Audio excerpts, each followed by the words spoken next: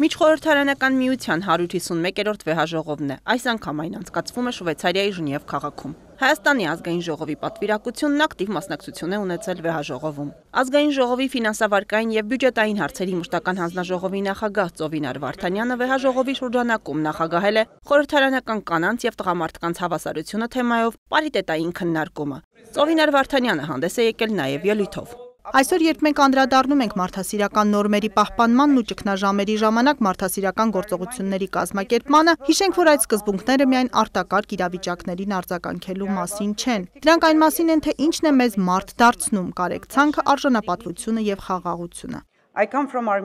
Ես Հայաստանից եմ, մի երկրից, որը շատ լավ գիտի հակամարտության, տեղահանության եւ կորուստների ցավը։ Հայաստանը սակայն գիտի նաեւ տոկունության ուժը, վերականգնվելու կամքը եւ հույսի զորությունը։ Հանձնաժողովի նախագահն ընդգծել է, որ Հայաստանը պատրաստ է աշխատել բոլոր երկրների հետ։ Տասնամյակներ շարունակ մեր տարածաշրջանը տեսել է պատերազմներ ու բաժանումներ եւ սերունդներ են մեծացել վախի մթնոլորտում փոխադարձ վստահության փոխարեն։ Այնուամենայնիվ այսօր Հայաստանն ընտրել է այլ ուղի, խաղաղության ուղին։ Մենք վճռական ենք կառուցելու համերաշխ ապագա հարևան Ադրբեջանի հետ։ Սա դժվար, բայց պատվաբեր ճանապարհ է։ Այն պահանջում է անցյալի վերքերը բուժելու խիզախություն եւ հավատ, որ երկխոսությունը կարող է փոխարինել բաժանարար գծերին։ Սա միակ ուղին է, որը իսկապես համապատասխանում է մարդասիրական արժեքներին։ 151-րդ վեհաժողովին մասնակցել եւ ելույթ է ունեցել Կառույցում Հայաստանի ազգային ժողովի պատվիրակության անդամ Հասմիկ Հակոբյանը։ Մենք ապրում ենք մի ժամանակաշրջանում, երբ գլոբալ մարտահրավերները, պատերազմները, բռնի տեղահանությունները եւ բնական աղետները փորձության են ենթարկում ոչ միայն միջազգային իրավունքը, այլև մեր համընդհանուր բարոյական արժեքները։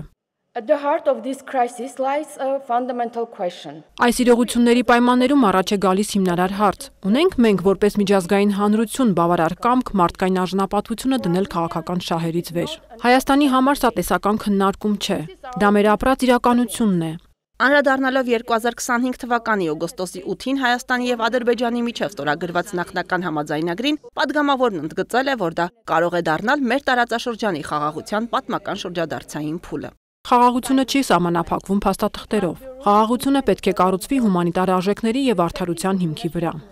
Միջազգային հումանիտար իրավունքի լիարժեք կիրարկումը նշանակում է պաշտպանել տեղահանված անձանց իրավունքներն ու անվտանգությունը, պահպանել մշակութային ժառանգությունը եւ ապահովել հումանիտար օգնության մատչելիությունը առանց խտրականության։ Ժնևում անցկացվող Միջխորհրդարանական միության գլխավոր քարտուղարների ասոցիացիայի նիստին մասնակցել է Հայաստանի ազգային ժողովի աշխատակազմի ղեկավար գլխավոր քարտուղար Դավիթ Առաքելյանը։ Աշխատակազմի ղեկավարը հանդիպել է նաև Վրաստանի խորհրդարանի գլխավոր քարտուղար Կախա Օքրոջանաշվիլիի հետ։ Դավիթ Առաքելյանը եւ Կախա Օքրոջանաշվիլին անդրադարձել են աշխատակազմերի ստորաբաժանումների տարբեր ձևաչափերով համագործակցության հնարավորություններին, խորհրդարանական գործունեության ապահովմանն ուղղված աշխատանքներին։